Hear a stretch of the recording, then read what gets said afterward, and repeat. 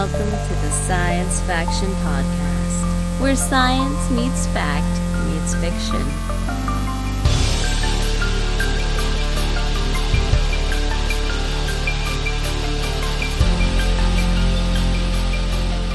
This is Science Faction for the week of September 28th, 2025.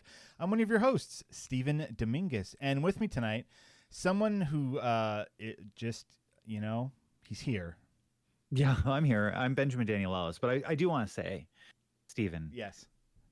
I know that we were talking about this pre-pod. Uh-huh. Thank you, patrons, for listening to this. But, you sell yourself short. Sir, you have a 5-star rating on Kindle or on Amazon for your short story, Protective Behavior from the Earth Collective. Which I do. Which came out back in 2016. It's almost 10 years old now. Award-winning author. I am. I got second place in a local. I am award-winning. That's so dumb. I bow to you, sir. Oh, I well. bow to you. Thank you. Yes. Yeah. If I had a really good publicist, I'm not saying you're not doing a great job right now, but if I had a really good publicist. They could. I'm doing it for free right now. I know. I appreciate that. But man, they could spin some of the stuff I've done to sound so much better than it actually is. Yeah. Yes. There's a link in the show notes if you want to see what Ben's talking about. But I talked about it pre-pod and all that. So drop a buck, read a book. Drop a buck, read a book. Come on. What else is there? That is not going to be there's no way that's going to be the title of this episode. My ego could not handle that. There's no Devon this week. He's on a boat. He's boats. Doing flips and stuff. He's off on his Cozumel trip to what it's probably war-torn Mexico. I don't know anymore. If you who knows. No, he's off doing that with family, and that's good for him, is what I have to say about that. Recently, I saw something about cruises, and it was a medical doctor of some sort, but they were just kind of saying this off the cuff. It wasn't like a study or an article. It was more social media, but they were like, hey, as a doctor, I am not going to go on cruises anymore. Because they have, sorry to tell you this too late, Devin, but I think you would have gone anyway. Yeah, no, he doesn't. If there's anything I've learned about the last 5 years of being on a podcast about science with Devin Kraft, it's that sometimes the risk is fine for him. I would say that. He is okay with health risks. Yeah, 100%. And so apparently more so than I would have been the last 5 years. Yeah, but for sure. But also neither one of you have died. So no one has the last laugh yet. So when we're super old and we start dropping like flies, we'll see who wins life. Ooh. Don't worry, it's gonna be 5 years from now. It's fine. Anyways, this medical doctor, I'm counting the days. Same. Said that there were some what is it called? When they do inspections on the cruise ships for cleanliness and stuff, there used to be a requirement for that, and recently, within 2 presidential cycles ago, somewhere around 2016 to 2020, if you get my drift, that stopped happening. So what sorts of checks, safety checks, or just food safety, cleanliness checks across the boat, because they go into international waters, there are certain standards that you can't say they have to have, but you can have your own independent checks anyway. It was to the cost of the boat, the cruise liner, the company. It's to the cost of the company. It wasn't a governmental requirement or anything, but it was Look, I don't know what I'm talking about right now. It was one of those deals where they're like, hey, we used to require you to like check these things, and now you don't. So you can pass that savings on to your clients, something like that. And because Yeah, of that, I mean, things happen on boats, and yeah, now things happen more often on boats. yeah. So, anyways, I've never been on a Uh, cruise, so I can't. I don't have zero firsthand knowledge, but I don't feel like that's a place where I would thrive personally. huh. Okay, okay. Yeah, I mean, interesting. I would imagine that you would like a cruise. Just not I don't think you'd like getting to the cruise. I don't think you'd Oh, like coming home from the cruise. 100% no, But because I don't like but traveling. I think the idea of having a place that you are at that shows up in different places, but you have not traveled there, you know, Okay, that I yeah. think, right? Like I think I would that might actually be enjoy your jam. that aspect of it. I think the Yeah. aspects that I would not enjoy are the cramped quarters and Yeah. people all Literally around me. everything else. Yeah. Like, oh, hey, yeah, look at there's all this food, and it's like, yeah, but look at all the people that are coughing on it, and there's, like there's a flip side to everything, and Yeah. in the best of times, which we are certainly not in, No. I'm just kind of okay with people. When there's people out there that it's now thrust in my face how full of hate they are. I want to be around large groups of people even less. So I can't imagine going on a cruise and being around people that I'm like, I don't agree with what they're doing with their lives and how it's impacting others. And now I can't just walk away. And I Okay. also can't deal with it because I mean, you we're could all push them off trapped. the boat. No, You could push them off the boat. It's that's okay. murder. No, we're not going to condone murder. No. All right. No. All right. Here's Steven who's talking about it's the end of the world. I'm going to like all right, sure. We're not going to condone a murder. Look, I don't Yeah. want to murder. What I'm saying is there's a better chance of me being murdered than of me to murder, is what I'm saying. True. Yeah, I hear you. You know where else there are a lot of people? Where? The Gamer Festival at the Madonna Inn. Let's talk This- about that, because that was something I was excited about and I didn't get a chance to go to. Yeah, But you yeah, did. man. So what was it all about?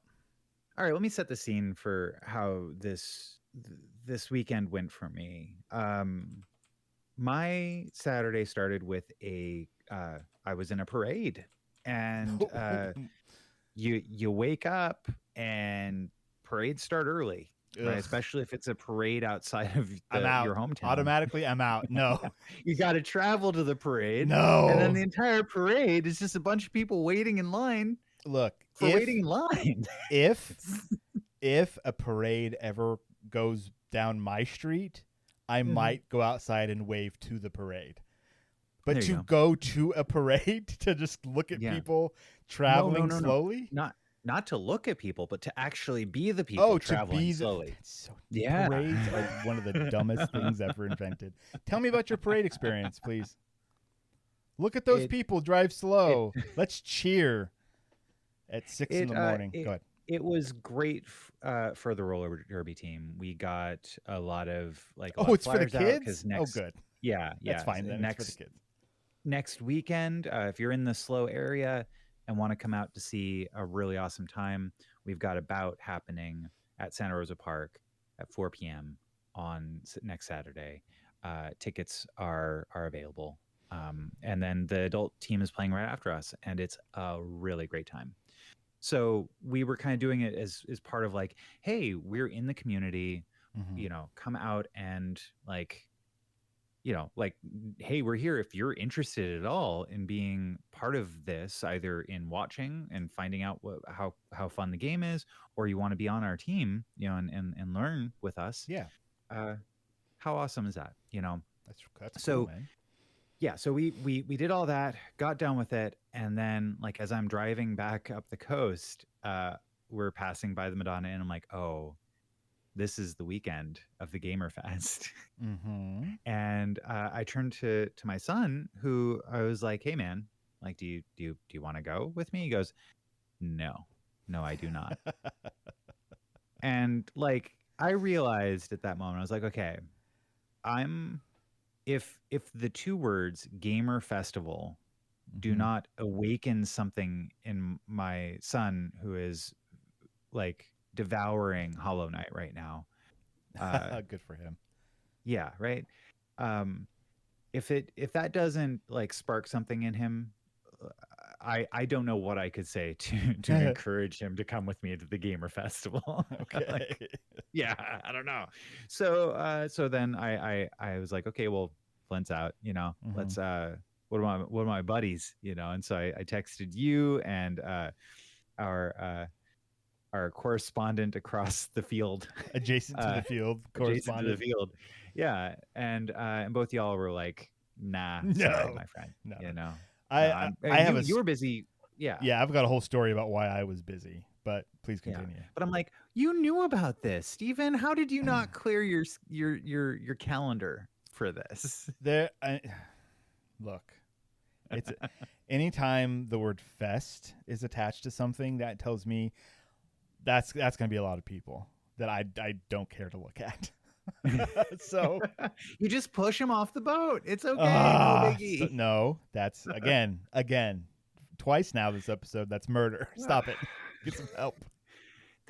No, you give them protective gear, beforehand. Like, yeah, I'm gonna slide him. I'm gonna slide him a condom and then push him off the boat, so that he knows that he's All right, sounds like we gotta bleep this episode. All right, let's put that note in there. Okay, 15 minutes in, gotta bleep. Was not me this time. Nope. So anyhow, when you do it for a joke, it's fine. That's what I've decided. Hey, you're the one editing it, so that's true. Yeah, I get there and I realized kind of going into it, I was like, you know what? This is probably one of those things where you're paying for admission to go pay money at things, right? Like okay. That's what it is. And I had some, I guess, like I had some outsized like ideas. I thought, oh, maybe there would be some local indie game developers that might have like a booth there, right? Yeah, that would make sense. It's San Luis Obispo has a thriving college community. Young people love to play and make their own games. That's not impossible to think an indie developer would be there. San Luis Obispo was the home of Oddworld Games back in the 90s. I know. I sent them a letter saying, hey, can I work for you guys? And they were like, you're in junior high, dude. No. And and so I kind of had that thought in my head. But what's really cool about GamerFest is that GamerFest can be a lot of different things to a lot of different people. And so, like, no, there was not any kind of like here's new things. It was more okay. So the most exciting thing to me was in the back. There was an entire area that was just dedicated to old arcade machines and old consoles and video game tournaments. Okay. All right. Cool. So like that was super cool, and so I got to sit classics. around. Yeah. Well, I mean, like there was a guy playing Duck Hunt right next to me. Well, there you go. While I was playing Mario Kart 64 with a bunch of kids, and whoa, hold on. How many kids were in there? Was it just you and a bunch of kids? It was me and two kids. Yes. So it was a 3-player game.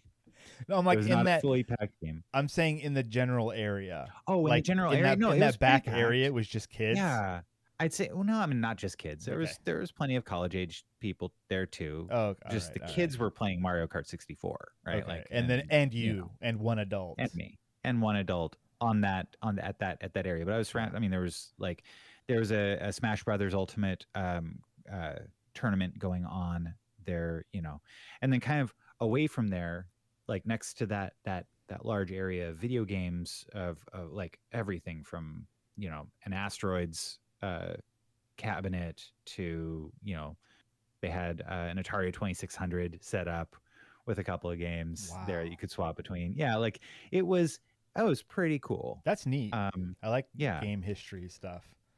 Next to that, there was a bunch of tables where a bunch of people were playing Magic the Gathering and other Sure. TCGs. Sure.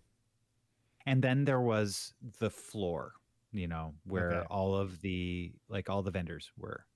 Okay. And okay. most vendors there were selling the big ticket items, which were Pokemon cards. Pokemon cards. Pokemon cards. Okay. Lots of Pokemon buying Wow. and trading everywhere. There was a couple of places that they were selling, classic, games from all the different eras. Lots of NES cartridges flying around and Genesis. Okay. And then like everything up to like Wii and, PS3 games that you could see everywhere that were being sold and consoles too. There was one vendor that was selling like swords based on anime. Yeah. Okay. People like You that. know? Yeah. Yeah. Not really a gamer another- thing, but gamer adjacent. Right. Yeah. Exactly. Yeah. Our local arcade, Andy's Awesome Arcade, had a little booth there, and so I got to talk a little bit with the manager there, and found out that they're having tournaments every first Tuesday of the month there, where they pick a game that's on their floor, and they have a tournament, and if you win, you get like a prize, and you get your name up on the wall. And I'm like, that's really cool. Like, you I gonna might go- show up on a Tuesday. Dude, go get your name on And- the wall. Right? Yeah. Right? Yeah. And if it's the right games, I'm like, if they get Stargate, like, because they have a Stargate cabinet there. If they do a Stargate one, that might be one that I might try to. What's not like the movie Stargate? No, this came out back in like the early '80s, I want to say. Okay. Yeah. But it's kind of a difficult game to control because you have a so it's an Trackball? endless scroller.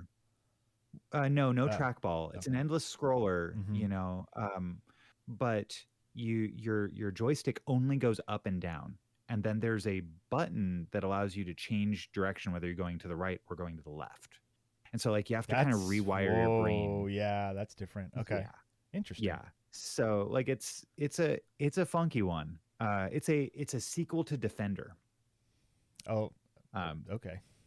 Yeah. If that means anything to you, yeah. I hope it Anyhow. means something to someone. All right, Vigilante 8 was an incredible game geez, on the PlayStation 1. Not this again. But Stephen, the coolest table that they had there was two guys there, and there was a sign that said, "I have too many board games. Please help me." It was a bunch of guys from Oh my Paso Robles, gosh, yeah. and basically like among their friend group, like he's like, I just have too many games. So he picked out all the games that like other members of his friend group also had.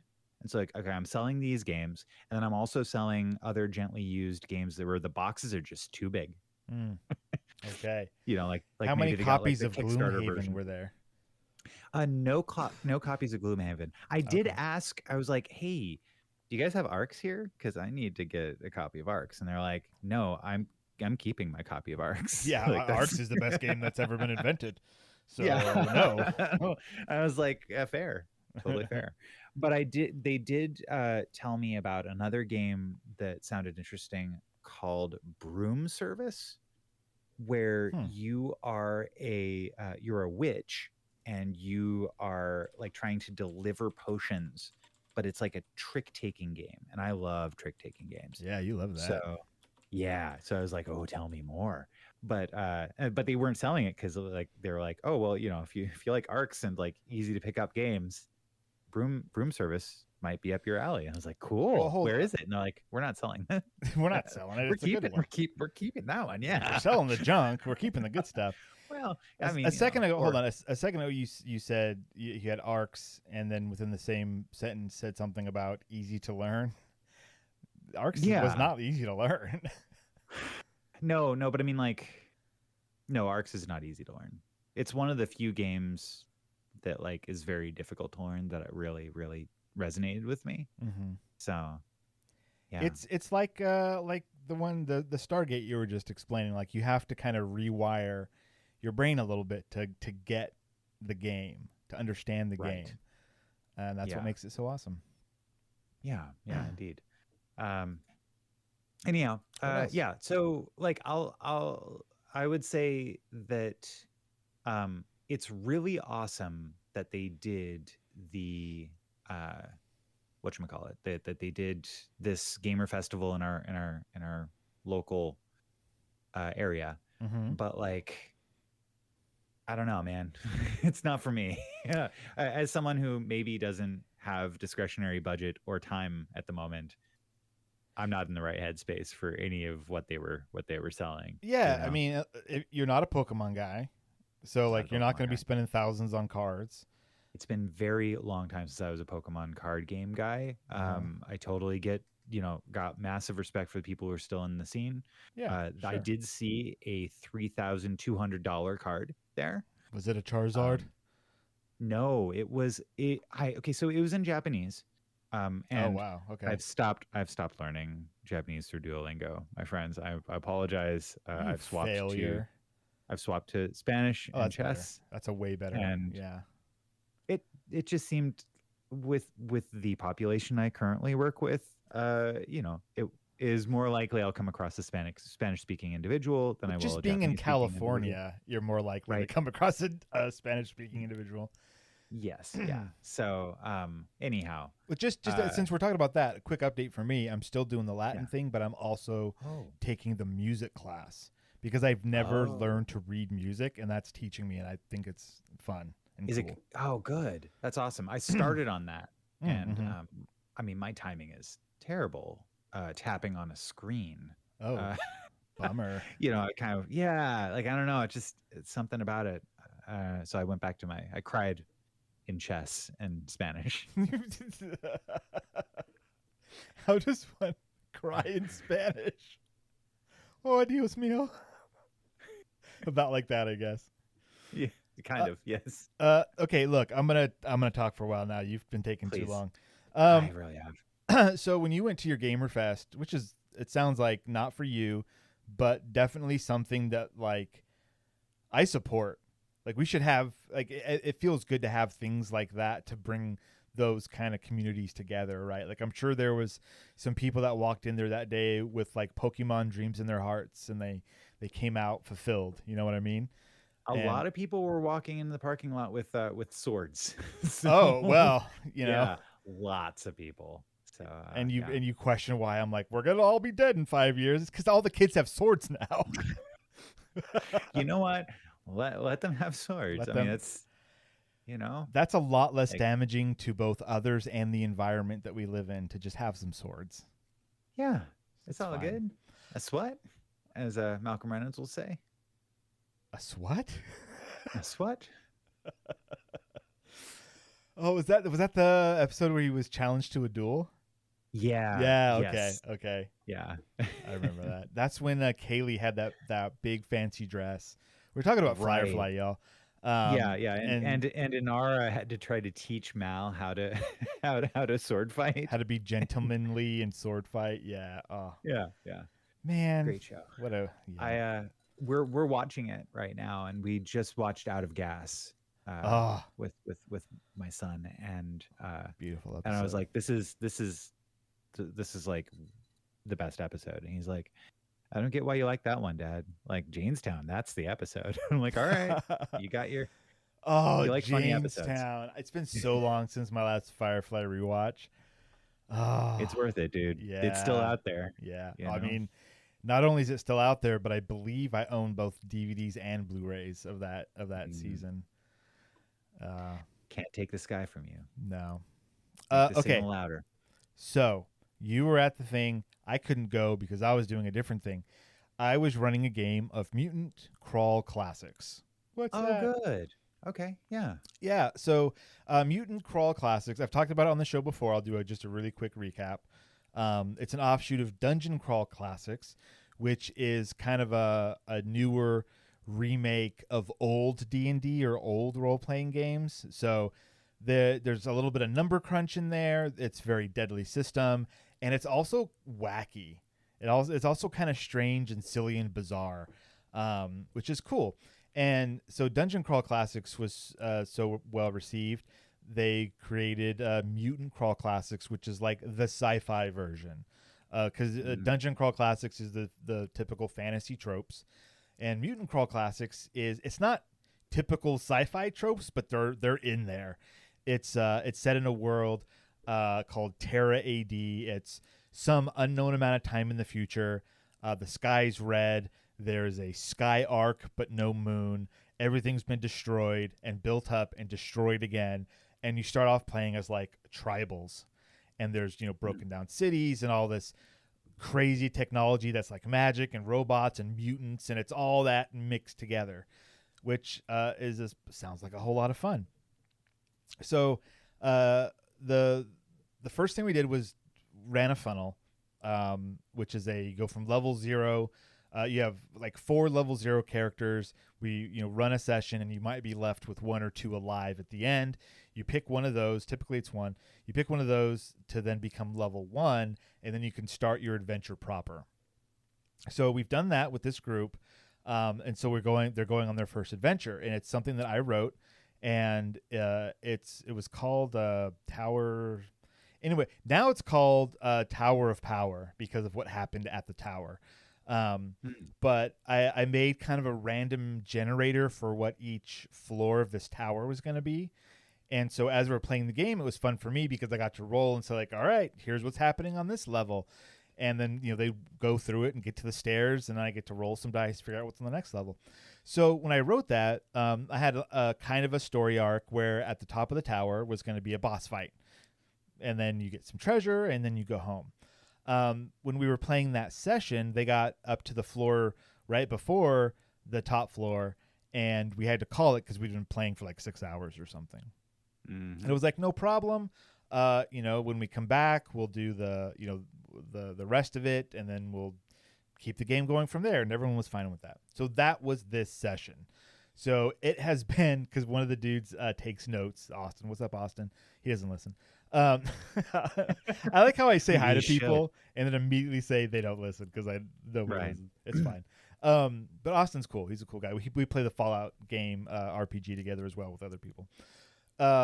He takes notes, and he was like, "Oh, according to my notes, because he dates them, the last time we played was like May or something. Like it's been a long time. Like it was pretty much. I couldn't play all summer, because kids aren't in school and it takes prep and stuff. Yeah. Anyways, I took the extra time for this session to make the top floor not just a boss fight, but like a mini dungeon and then boss fight. So I had time to really develop that part of the area. And so we ran it. Everyone had a lot of fun. They've told me. They got through everything. At the end, there was a big robot that they had to fight, and they succeeded in destroying it, and they talked to the people that were captured there, and they stole from them the thing that was going to save their tribe, and they kept it for themselves. So there may be some retribution in the future. It was a matter exchanger. So it's I created a device saying that you just, whatever material you put into it, you program what you want to come out, and it'll just convert it like almost instantly, right? So as a demonstration within the game, they just grabbed a bunch of trash and scraps that were on the ground, threw it in the hopper, pressed the button, and like a spear came out the other end. Like it just transforms the matter, because this is something that's thousands of years in the future, if this is even Earth. It's one of those deals. All the science is just magic. Anyways, they stole that. And the other tribe that was there was like, "You're killing our tribe." And they were like, "Yeah, but this is for our tribe, so it's fine." Really quite funny. Anyways, so what was also cool is that I knew that the boss fight was going to be against a big robot. And So the other thing that I had been meaning to do, in the sense that I've watched a bunch of YouTube videos about it, is to scratch build my own miniatures. Oh. And especially when it comes to like sci-fi, it's great because you just grab any trash that you have, and you can get all those little bits and pieces and glue them together in a way that makes sense, and you can create something. And so I'll text you a picture of it, but I'm also going to post it with our Patreon. So if you're a patron, you'll get these images as well. I'm like super proud of what it looks like, and everyone. I think the best compliment that I could have gotten on it was one of the guys asked, "What game is that from?" And I got to say, "No game. I made it myself." Heck yeah. So I just texted it to you. It's cool because there's this idea of, and this is from a YouTube channel called like Bill Making Stuff, I believe. And he does this thing called bead bots, where you take beads, like the kind of beads that you'd use for jewelry or whatever. You can get a ton of them super cheap, and you get some wire, and you use those beads to make like robot arms and legs and stuff. And so this robot that I made had like a big solid core to it, but then I had 6 arms coming off of it that used this bead method. And so they has like this cool, like, it looks like segments, right? And that's like classic, 50 sci-fi robot arms. So anyways, it was cool. I got to finally show the Discord group, that local group that I'm a part of, where we, like, when we paint our minis, we post pictures and be like, look what I did. And someone could be like, that's awesome. Or you've painted it wrong, whatever, advice. So I was able to finally post that on there and be like, guys, check out what I made, and so super fun hobbies. Yeah, dude, for sure. I just looked at the time. We've already been going for half an hour. Well, the good news is we probably won't have a lot to say about book club. Yeah, that's true. That book club's gonna be pretty short this week, I think. Spoiler alert. Spoiler alert. Spoiler alert. Yeah. But oh my gosh, I do have a correction that I want to make sure that I get out there. So last week I talked a little bit about Star Trek Con, which is audio drama on podcast form. I had said that they were doing 3 episodes. Well, I got to the end of the 3rd episode. It didn't end. Like, it's smack dab in the middle of the story, and cliffhanger. And it's really good. No, more like there are 9 episodes going to be in this. I'd been following the development of this from like way back when it was originally going to be a movie. It was like going to be the first Paramount Plus Star Trek movie, like streaming movie, all the way to it being like a 3-part TV miniseries, and now it's a 9-part podcast audio drama. Oh man, how far? If you started off as a movie and now you're a podcast, oof, that sucks. It's really good. I'm glad. Steven. I'm glad it's really good. My That's God. awesome. I would say that Naveen Andrews as Khan is one of the best casting decisions that Star Trek has made in terms of recasting classic characters probably ever. Like, he's just, I mean, you don't see him, you hear him, but boy, like what he brings to the role of Khan, that his interpretation of it is so effective and great. Like, the story is great. I mean, like, the story was written by the guy who wrote Star Trek II: The Wrath of Khan. Right. So, like, this is bona fide. And anyhow, I mean, bona fide isn't canon, but okay. That's a really interesting point, I guess. No, it's canon. Like, it's canon in terms of the movies, right? Like, and the original series and the movies. It is, depending on if you count Star Trek Strange New Worlds as canon, there it is. It is no longer, because Star Trek Strange New Worlds has rewritten the timeline so that the eugenics wars didn't happen in the 1990s. Oh, when did they happen? 2025. 2030s. Yeah, like they moved it up several decades. We're getting yeah. there. We'll get there. It's, I mean, it just goes to show you, like, it's a lot easier just to think that Strange New Worlds is just in another alternate universe, like the Kelvinverse was. Yeah. Like, I have no, especially this last season, there is no way that they can connect the dots from what they have done to Star Trek to what we have already seen. Like, it is that far removed, huh? It would take a lot of backflips to do it, and it's not. I don't think it's in their best. I don't think it's in anybody's best interest. I wouldn't want to watch a show that was trying to make up the difference that they have set up. Okay, but now, what about this? What about so this is, what season are they on now? They just finished the third season. They have another season and a half, depending on if you count the fifth season as being, if it only has 6 episodes, is it a half season or is it a full season? I don't know. But okay, they're ending at season 5. Okay, with so the 6-episode order. You're currently watching season 3, or that's over now? That just finished. Yeah. Just finished. Okay, so next season, it's season 4. It's gonna get even crazier. Probably. Right? It's going to continue to veer off the rails, because season 5 is going to be their time travel season, and they're going to fix everything that everyone's yelling about in some big heroic way, and that's how they're going to end the series. I believe that what they did with this season was like a problem of they were coming off of the backs of 2 Hollywood strikes, Okay. And so they had to get something on the air. They did their best with what they could do in terms of production.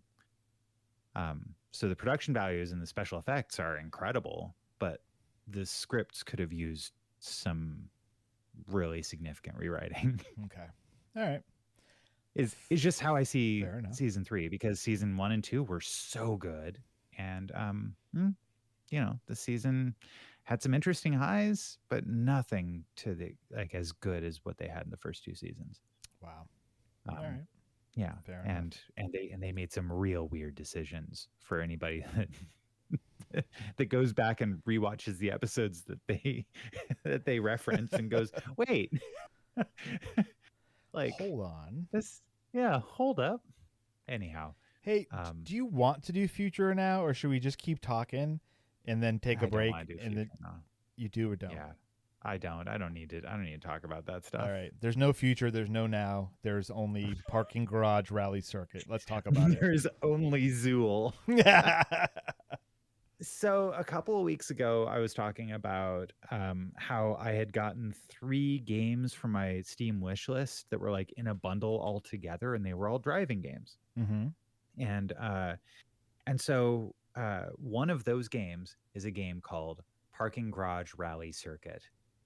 Parking Garage Rally Circuit is it's incredible. I'll just say that, like, right off the bat. It sounds like you're going to be racing cars inside parking garages.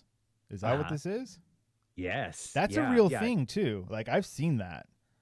Ooh, okay. All right. Cool. It more closely tied to like the drifting scene. Oh, yeah, like Gymkhana. Right? Yeah. I'm not deep into that, but I do recognize the name. So like this isn't just some crazy video game thing like this, but I'm sorry, right. Is this a crazy video game thing and they're just taking the name?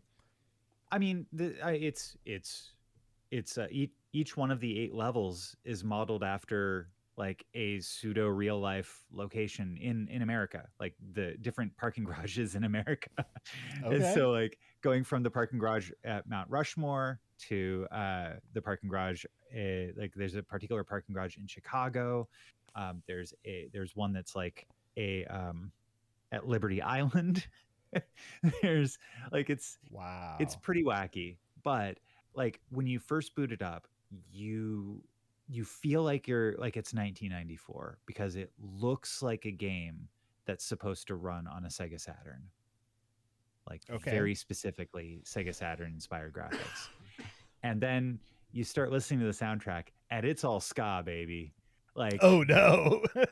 oh yeah. I mean, oh yeah. It's it's a pretty just incredible soundtrack. Like, Is the I have soundtrack not. is the soundtrack like a MIDI track, or are these licensed songs that are playing? These are original songs by the band Holophonics Oh, you looked it up. that yeah, Got it. and they're real good. Wow, they're real good Yeah. bands. A real big fish is the joke. Right?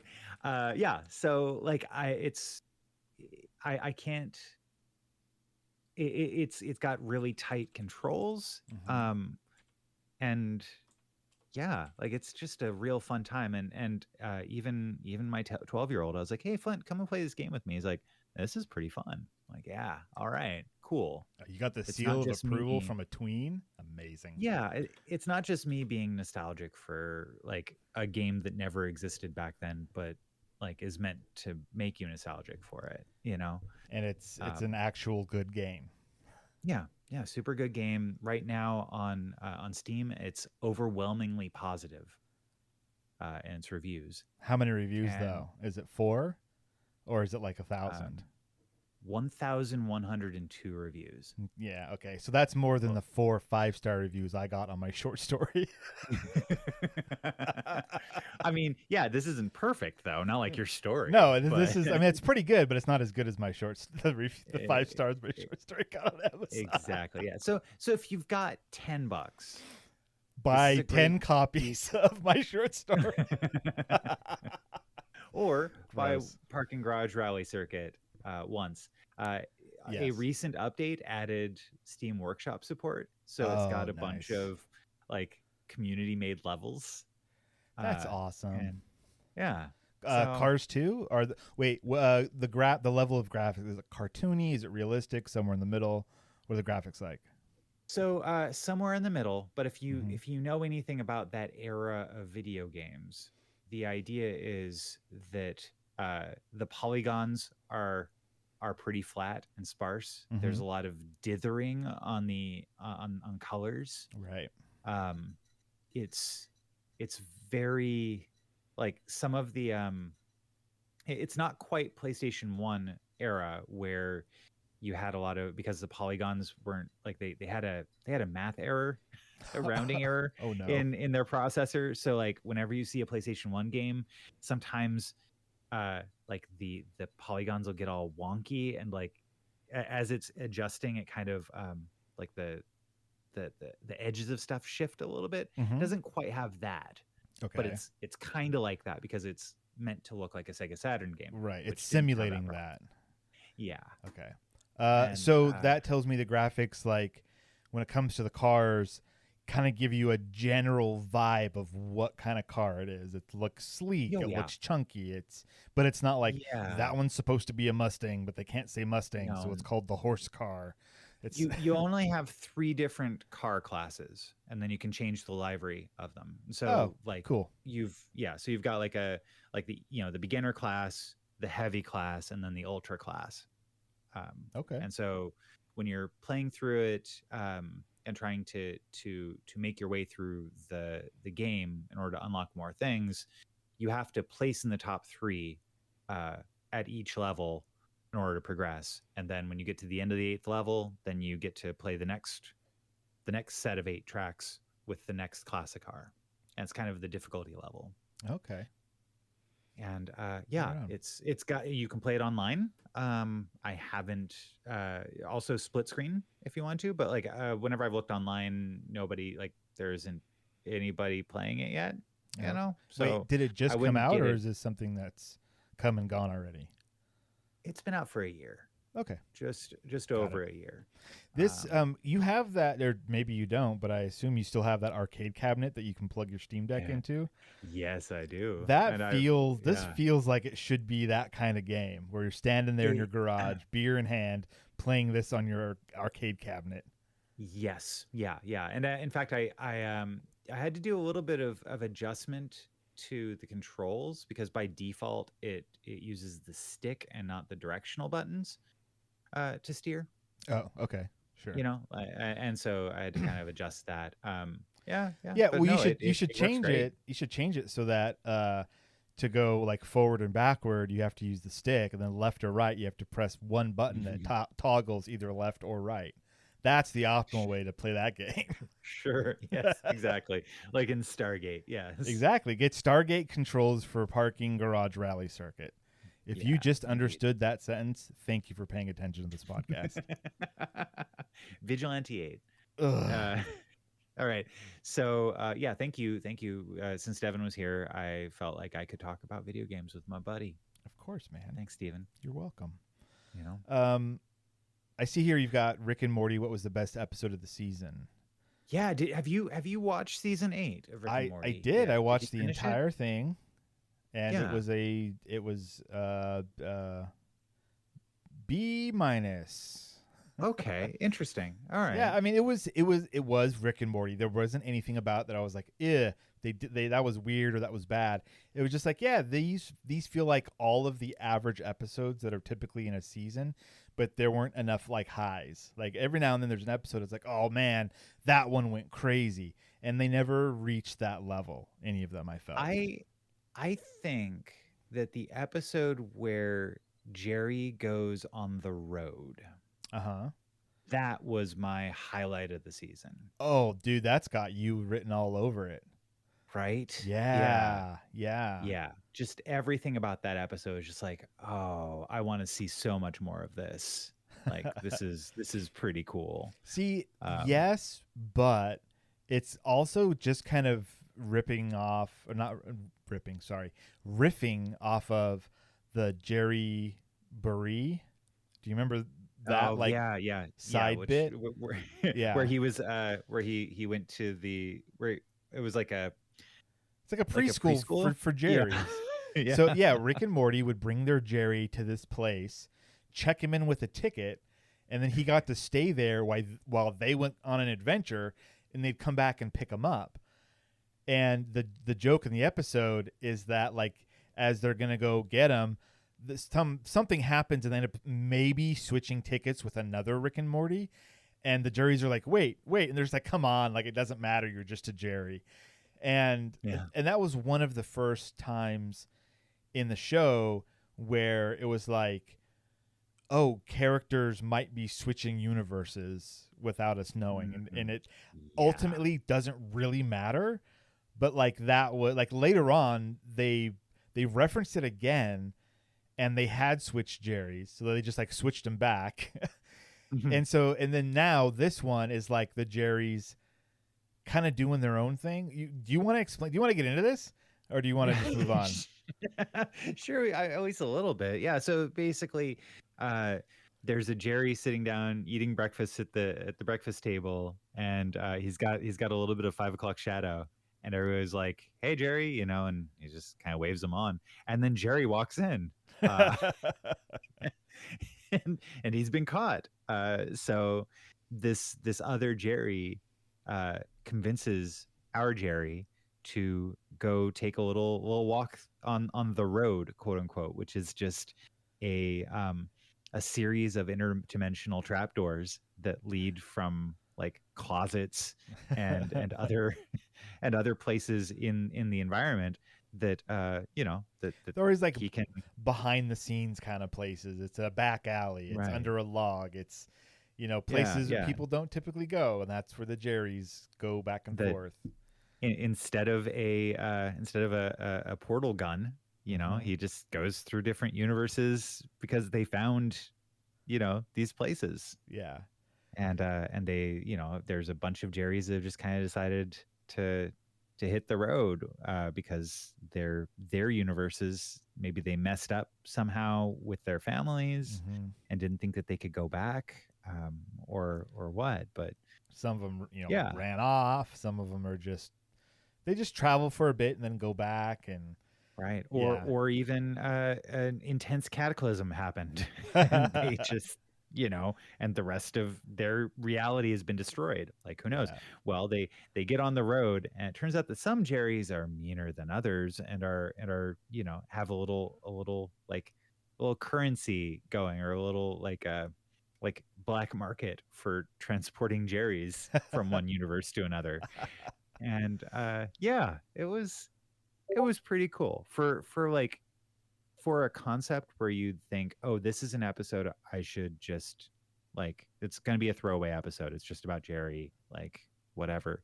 They did a great job with that. That was an interesting concept.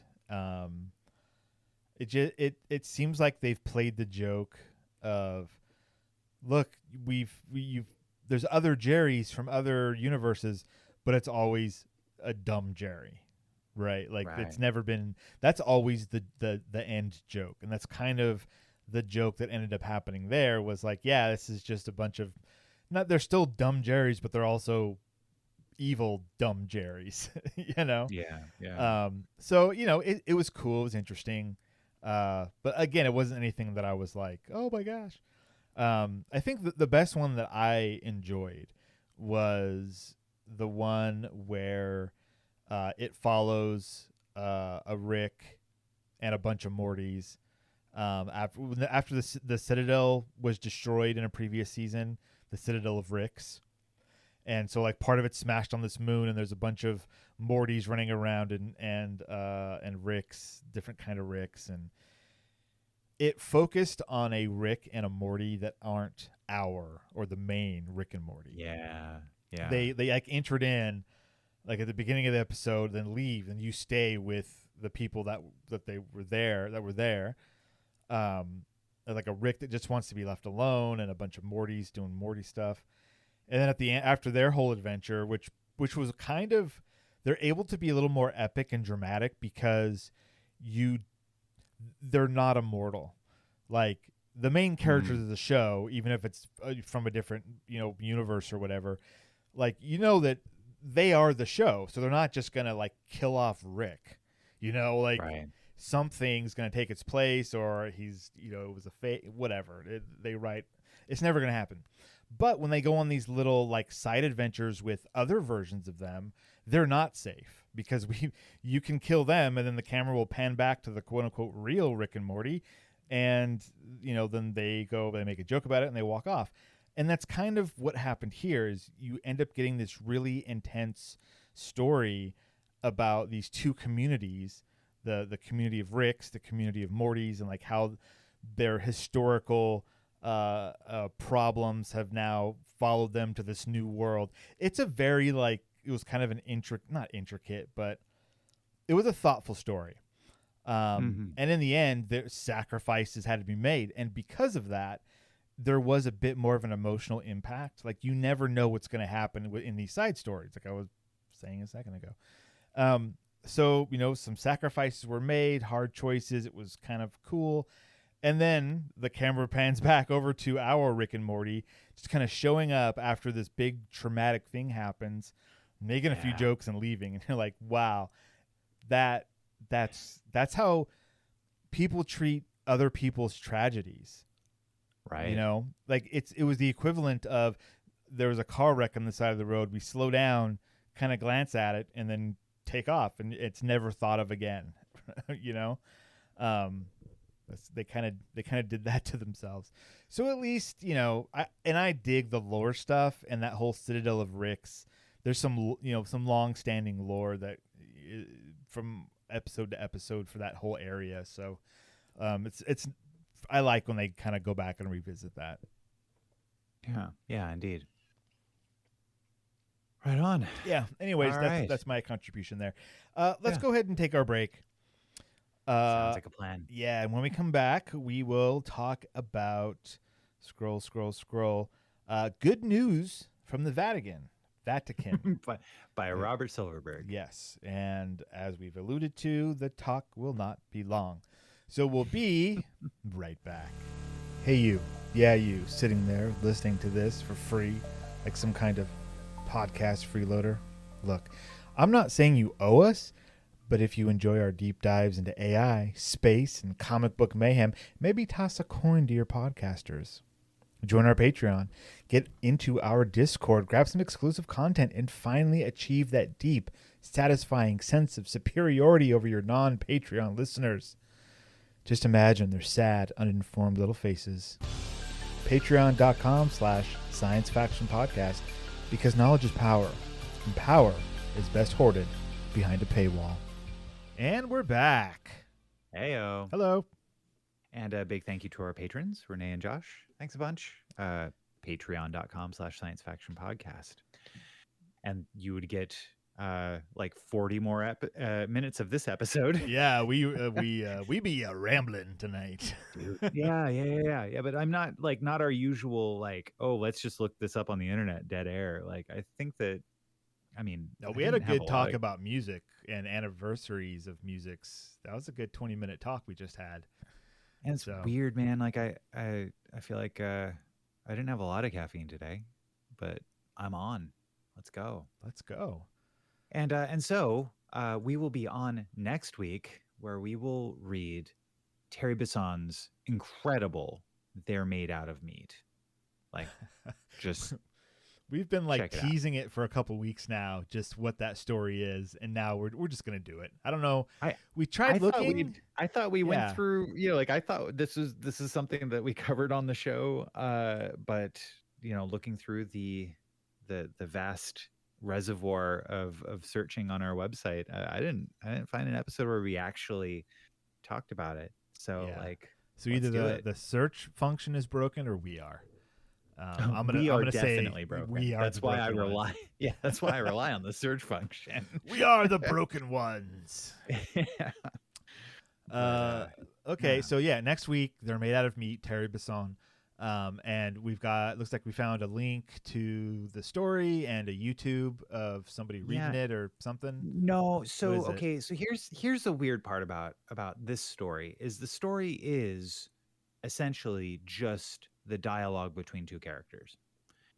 Okay. So if you look on YouTube, you're probably not going to find readings of it. You're going to find productions of it. Ooh, let's make a production out of this one. This is a production that that recently came out. It seemed like it won some awards. I haven't seen this particular production yet. Looking through the comments on it, it says something about I think somebody was like, "Hey, I really liked this is probably the best ending that I've ever seen for any of the adaptations of the story." I was like, "Oh, that's interesting." So cool. If you'd like to experience it that way, it will, from what I know about the story, since it's just dialogue, experience it however you want to experience it. It's like a Kevin Smith movie. It's just people talking. It's fine. Yeah, exactly. So, anyhow, this week, though, Robert Silverberg's 1971 Nebula Award-winning short story, Good News from the Vatican. Okay, so we've alluded a few times already in this episode that this story was no good. That we were not going to say much about it. I mean, there's not much to say. It really feels like a failure. It feels like. Tell us what you really think, Steve. It is the worst. No. So look. It was well written. I was able to understand it. I know what the author was talking about. There is no that was weird. It was just oh, that's it. And Good News from the Vatican. Yeah. It starts off where it's this is how the Pope works, and you're like, what? And then the hammer drops. the papacy. The papacy. They talk, the colors of smoke and the cardinals and the whole deal that what they're setting up is that when a pope dies, the new pope needs to be found and agreed upon. And this happened recently, this year. Mm-hmm. We had a new pope, so it's kind of timely. This is we got the American pope now. That was the big deal. He's from Chicago. That's right. And so, but this is a story where, in this particular sense, they're debating whether a robot should be pope. Yeah. And so when that popped in, I was like, oh, cool. This is going to be a story about people either accepting or rejecting a robot who must have some thoughts and ideas about the existence of a god, if they're going to be, elected or confirmed pope, whatever it is. Like, I want to hear that discussion. Like, how does this created being have not only a belief system, but a human belief system? Yeah. How would its perspective, like, impact leading, millions of humans in terms of their own belief system? Right. So I was like, okay, I get it. That's what this story's going to be. That sounds cool. Wouldn't that be awesome if that were what the story was? And so that is the failure in my eyes. Yeah. Where I'm like, Okay, that's the story that was just set up, and then they don't do that. No. Instead, it is a group of people that are all part of various religions, different faiths, but not super different, except for like the rabbi. Right, which is not super different. It wasn't like there was a Muslim or a Hindu or it wasn't Buddhist. that diverse. I still imagined all of them as white men, even the woman, like, because that's all. That's how they acted, and they were just like sitting in a cafe, like watching the smokestack for the smoke, and they kind of talk about it, but not in an interesting way. Yeah, and then as the discussions are happening, the main character whose mind you're in goes, I didn't want to hear them talk about that anymore, so I turned away. And you're like, oh, so now we don't get to hear it either. Cool. Well, now what are we talking about? Nothing. I don't remember. Do you remember? It was nothing. I think that so there are some interesting quotes from this. So one of them was, the proper pope for our times is a robot, certainly. At some future day, it may be desirable for the pope to be a whale, an automobile, a cat, a mountain. See, I really I kind of want to know. Yeah, I kind of want to know why. Why would you say that? Can we unpack that sentence, please? Like, that's an interesting science fiction / thoughts about faith. Like, what is the world going to look like when they're like, you know what, the next pope is that mountain, and here's why. I want to hear that, please.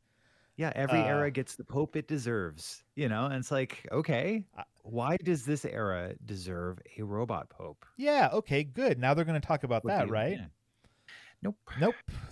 No one talks about the why that was said.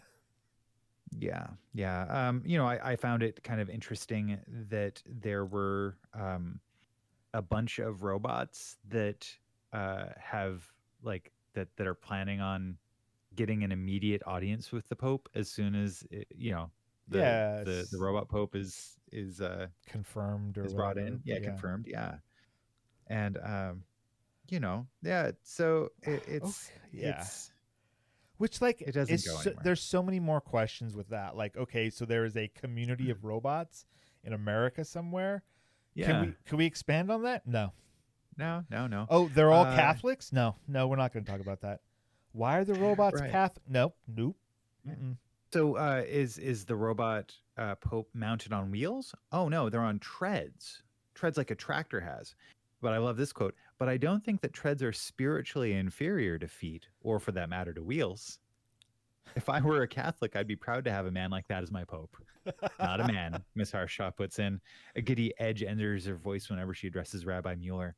A robot, she says. He's not a man, remember? To the new Pope.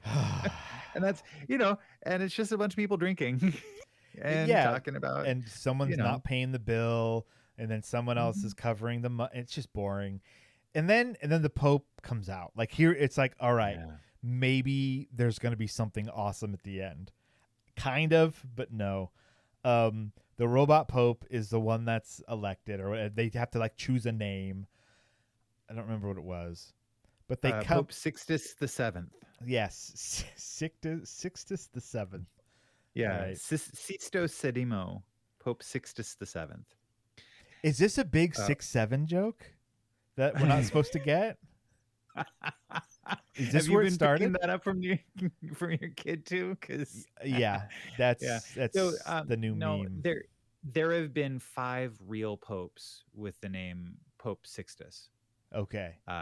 So this would be the 7th one. So in this story, there would be a Pope Sixtus the Sixth, and now Pope Sixtus the Seventh. Okay. So the robot Pope comes out, rolls out, I should say, and everyone's cheering, yay! And he says some stuff, and then just flies up into the sky, and the story ends. He doesn't say anything that I would expect a robot Pope to say something different than a human one would. Like, our help is in the name of the Lord, he declared gravely. He begins to rise into the air, who hath made heaven and earth.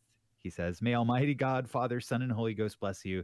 His voice rolls majestically towards us. His shadow extends across the whole piazza. Higher and higher he goes until he's lost to sight. He just flies up into the air. Yeah, with his levitator jets. His levitator. Come on. Like, it's like the setup for a Futurama joke. It is. And it doesn't go anywhere. It's that is 100% that. This is the thing that Futurama would make a joke about, and the joke would be better than the source material. Yeah. I would not be surprised. Like, within Futurama, there is a robot religion. Right. Yes. And there's a robot, like, they just put robot in front of everything. So like the robot, I think there's probably a robot Pope or whatever. But anyways, So I guess then the question I have for you right now is that, like, okay, we're reading this in 2025 where artificial intelligence, we have actual robots running around that we cannot trust. That are making decisions about our government and about tariffs and about, oh my gosh, yeah, and about what jobs should be cut from, in the name of efficiency. Like, our quote unquote AI is still in its infancy, and we're relying on it so heavily, so quickly. It's the dumbest thing. Yeah, but this in turn, is we coming at this. I don't think that you or I were thinking, oh, this is so outrageous. What we're coming at it is from a 2025 standpoint of like, okay, yeah, this seems to be table stakes for a science fiction story. What interesting thing are you going to be saying? But in 1971, the confluence of technology and religion was not as much of a thing, right? Like, okay, I see what you're saying, and that, like, having a story like this with a robot Pope that becomes the Pope was enough of a wow, this story's crazy. This is really edgy stuff. How could he say that about Catholicism? Like, oh wow, yeah. Yeah. But even then, it's just not that interesting. Like, I guess I'm trying to figure out how it's like a 1971 Nebula Award winner, and I'm also like, well, maybe we shouldn't really read the other stories that were up for nomination that year. Like, I don't know. Maybe it was a weird year. I'm thinking, like, maybe you just not agree with them with whoever decided this. It also could be like, so the space race was still kind of going on, right? Like 60, we land on the moon in 69. And then there's more space stuff. I'm assuming is still happening at 71, 2 years later. Could it be that just like the zeitgeist of the time was very like pro sci-fi, and anything that could possibly happen is interesting, right? Like, oh, robot Pope, the mind boggles. Like, was it one of those things? And like, yeah, we've just aged out of that because there's been so much in sci-fi from that point forward of like things getting mashed together in interesting ways that we end up talking about the story a lot. That we're trying to crack it open, and we're trying to figure it out. Yeah. I forgot. I lost my train of thought. Yeah. But like, yeah, perhaps it of the era, this was like, oh, you know what? Like, maybe, or like, this story is about a bunch of people in a cafe, right? Yeah. That's ultimately its setting, and where they're musing about different things that are to them just matter of fact what's happening in the news. How amazing would it be to take someone, if we were to take somebody from 1971 and sit down with them and have them overhear what we would talk about in a cafe about the current events of today. Like, it would be incomprehensible. Yeah. Yes. Like, yeah. Did you hear the president on Temu, what they call it, Temu, Twitter, say that, and they'd be like, "I'm sorry, what were those words?" Yeah. Yeah. No, it's just, yeah. We live in a world of memes and ever changing everythings. Right. Right. Yeah. So, No, you know, look. it also may hit different because you and I are not Catholic. That could be may as also well. be But okay, look, even there wasn't like deep Catholic lore that it was like, oh, I didn't understand that because they were talking about blah blah blah. That wasn't even in here. Right? Like the thing about, okay, look, these stories, this is what I just came up with. And we'll end on this because we've gone too far, unless you of course have a genius rebuttal. These stories, you know I do. I hope you do. These stories have two sides to them. There's the idea and there's how it's written. So the idea in this one, robot pope, cool. How it's written, terribly. Right? And some stories, it was written really well and the idea was maybe not, finalized or didn't make a whole lot of sense. We've read stories like that as well. It's when they both hit and you're like, yes, the idea was awesome and it was written in a way that complemented it and that was wonderful. This story for me is I like the idea, it was written terribly. And it could be that for that time, the idea was more important than the way it was written. And it's like, wow, like Catholicism, Pope, robotics, like that's all stuff that's hot. Those are all hot button issues in 1971. Let's put them all in the story. And that could have been, tremendously creative of Robert Silverberg to take these things and put them together, and brave to talk about then the Pope flew off into space or whatever. Like that could have been like, wow, I can't believe he actually wrote that. But when you break it down, it just wasn't written very well. It's not a very interesting story beyond the main interesting idea. Yeah. That's how I feel about it. That's just how I feel about it. All right. Well, yeah, that was thanks Nebula Awards. Yeah, if it wasn't award winning, I wouldn't read it. That's the Stephen Dominguez promise. There was something that made it, like some people found this to be worthwhile, right? Yeah. And yeah, I think that just proves it was a different world. I mean, it could have been a world where, at that year, maybe everything was so fantastical and pulpy. This was not a pulpy story. Maybe all the sci-fi was about moon men and stuff, and it's like, we've had enough of that. Let's get some different sci-fi, and this is different. Yeah, indeed. All right. Well, we did not do Future or Now this week because we just felt like chatting, and that's fine. You're welcome. You're welcome. So that means, what that means, Ben, next week we don't have to look for stuff. We've already got it. Yeah, let's go. Unless the entire world changes between now and then. Hey, we might be dead. As it constantly does. Oh boy. I mean, there are things worse than death, my friend. It's gonna be a trip going. Yeah, jeez. It's gonna be a trip going back and like re-listening to these podcasts in 10 years, where it's like, oh, every week they're just kind of talking about the some science and some science. Wait, there's a pandemic. Oh goodness. And then through the lens of this podcast, go through a pandemic and a couple of real oddball presidencies and the downfall of civilization, just episode by episode. It's I mean, I jumped in with y'all during the pandemic. Because Devon had his second kid, and that's right. Yeah, and we needed some help just for like a week, maybe two.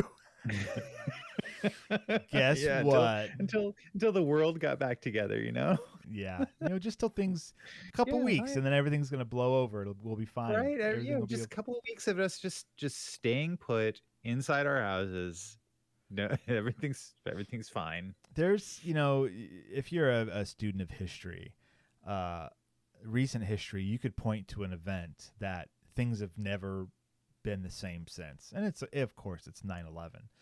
And now, because that so much time has passed since then, now it's like weird conspiracy theories about how that event skewed us into a different timeline of bad things happening.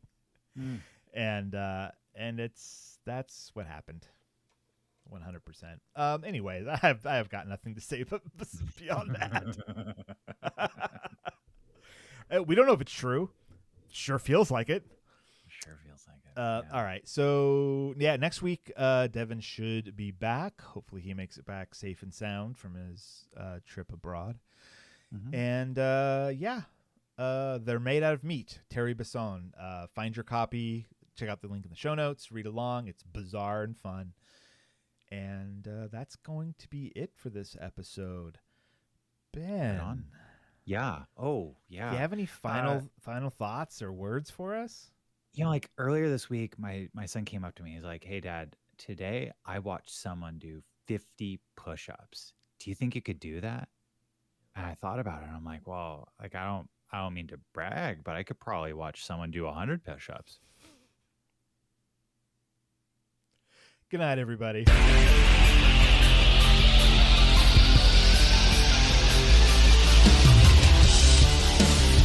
This has been the Science Faction Podcast. Tweet to the host at SciFact Podcast. Email them at sciencefactionpodcast@gmail.com and visit sciencefactionpodcast.com for more episodes.